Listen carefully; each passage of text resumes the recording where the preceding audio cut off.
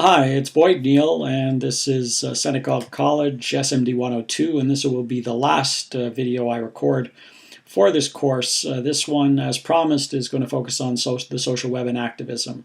What I want to say to start off with is that there's lots of bullshit and armchair punditry about slacktivism, whether it's Malcolm Gladwell, who I believe coined the term slacktivism, to Evgeny Morozov, to dozens of other pundits who don't understand where social and political action comes from and why the social web is a logical extension of activism that began 200, 300 years ago. But I want to make the argument, first of all, that we're in the middle of a change in the currency of social and political power. I also want to make the argument that what is called slacktivism is really just early stage activism, and it's the job of the organizer to move people along the continuum of participation. So slacktivism, if it happens, is the fault of the people organizing, not the people who've checked a like box on Facebook or made a nasty tweet in support of a cause. And the third thing is I want to make some suggestions on how we can better organize on social networks to accomplish legitimate social and political goals. So, first of all, in the digital age, the currency of power is no longer physical force or even money. The currency of power today, in revolutions like the Arab Spring, for example, is in commanding attention. In the political sphere, attention acts as a proxy for perceived legitimacy. This means that having attention online is a real shift in power. Bringing attention on an idea of something that's wrong, such as a human rights abuse, is to undermine the legitimacy of those who defend the abuse. The velocity and reach of ideas that move on the social web simply means that attention can be focused. Attention can be focused on an issue, which reduces the legitimacy of the people in political power. That shift in attention can lead to offline action, whether it's the rebellion or a simply victory at the polls, as happened in Canada with the Nenshi mayoral campaign in Calgary and the Alison Redford campaigns in Alberta. The shift to offline actions can be and will continue to be a result of the change in power that occurred online. So online shifts in power, getting people's attention online, can lead to offline action. And it makes sense when you think about it. If the goal of collective action or individual action around a collective goal, the social science suggests that the obstacles are often about communications. If that's the case, then why isn't it obvious that the social web, which is a communications and organization dynamic, why is it that people believe that it isn't a legitimate tool for activism? In fact, there are a number of studies that all show that using the web for campaigns does not have a negative effect on real-life participation. Other studies go further and show how effective the internet is at mobilizing young people in particular into offline forms of political participation. One of the things that Gladwell and other journalists often talk about are that the ties we have on social networks are weak. But weak ties can become strong ties, strong enough to create a revolution. Following a Greenpeace campaign on Twitter or liking it on Facebook might be, quote, a weak tie, but it's a tie nonetheless, and every little bit helps. A single tweet might be easy to click, but it means a lot. A person is effectively standing up in a room full of everyone they know and taking a public stand on something. A single tweet might be easy to click, but it nevertheless is an expression of a point of view and opinion in front of others.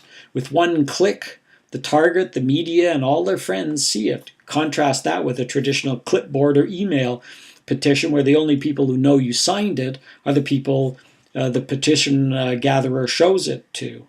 So a tweet is showing things to the world.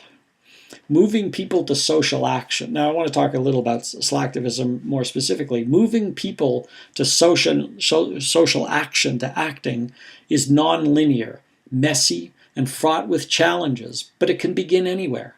and it is the job of the political organizer to give it order and structure. And by political organizer, I include in that the nonprofit organizer, the community organizer. It's your job to give the single action that somebody takes online shape and move it towards more effective action, perhaps. So now what I want to talk about is what I think are 12 ways that you can, or one can, become better at organizing. And I think there are 12 things you have to keep in mind when organizing online. The first is you have to contain your anger and find ideological balance. Nothing turns people off more on the social web than the one-sided, partisan shouting that often happens from political people and from organizers. People who don't see the other side, who can't understand it, who don't attempt to achieve balance. To be effective as an organizer, you have to understand that, and you have to reflect that balance. You can't get angry at everything. You can't get angry at people who disagree with you. You have to dialogue with them. The second, and that means in particular, forget the whole idea of messaging. Repeating messaging on the social web around a particular issue that you're looking to convince people to do something differently on is just pointless. The second thing is that make action choices straightforward, obvious, and easy. So when you have a website that you would like people to come to where they can learn how to involve themselves in a political action, a social action, a nonprofit campaign, make the action choices there straightforward, obvious, and easy. Don't make it complex for people to get involved. Don't make them go through 5 hoops in order to find out how they can help support the cause. Make it easy for them. The third is connect everywhere. Use all the social platforms at your disposal. Define your story for each of the social platforms. Define how you're going to engage with people on those platforms, but use as many as possible and be sure that you have many touch points with the people you're trying to organize.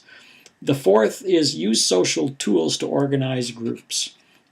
One of the benefits of using social tools, using a tool, for example, like Google Plus, or being able to create a Facebook group, for example, is that you can offer people the opportunity to work with small teams of people around whatever your cause is. And you can use the social web to help you do that. New activism, the activism of today, is about social collaboration and social organization. Number 5, give people offline connection and action opportunities. So face-to-face is still very important. And while your first touch point with someone might be online, give them an offline opportunity to meet others who share their point of view, for example. The 6th is identify local network leaders and empower them to self-organize. That's one of the successes of the Obama campaign.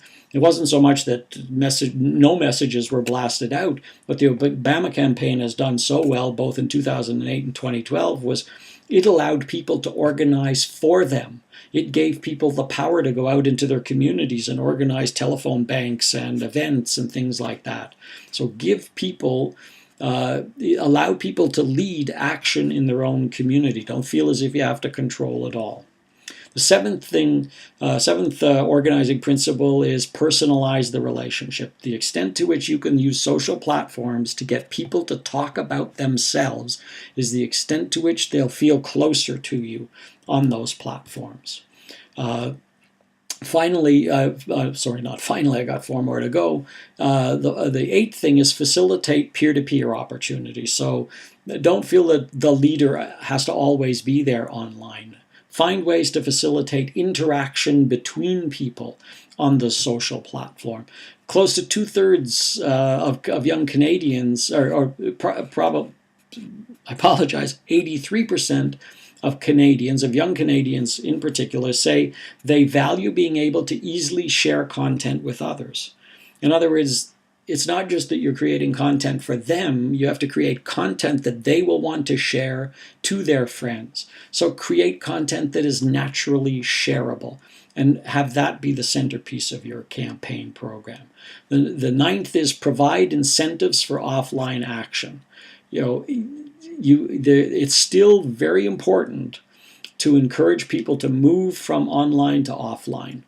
The greatest successes in campaigns such as Arab Spring, if one can call it a success now, was to move people from Facebook into the streets. And that has to be the job of the organizers to figure out how to do that. The 10th thing is create content that rocks. You've got to get content that people want to view. You've got to get content that people want to share. And if you do, then you're going a long way towards helping build the momentum of your campaign. The 11th thing is celebrate successes. One of the things that, and this actually came up when I did this, a presentation about activism at the South by Southwest Interactive. I had 11 ideas at the time, and a guy came up to me from Australia and said one of the things that we found most successful in doing online organizing is celebrating successes, celebrating and rewarding those people who have participated in your campaign. You can do that using gaming principles, for example, but that's another subject. And then finally, the final organizing principle is crowdsource your strategies and actions. As we've learned in this course, and you will have learned in other courses, crowdsourcing is a great way to get good ideas, new ideas, creative ideas. Well, exactly the same thing holds true when it comes to political and social organizing online. Crowdsource the strategies. Ask people what strategies you should be using. Ask people what platforms you should be using to support whatever the effort is. So those are my ideas on activism and the social web, and I look forward to discussing them with you in person, perhaps during the content course, which comes in the next term. Thank you.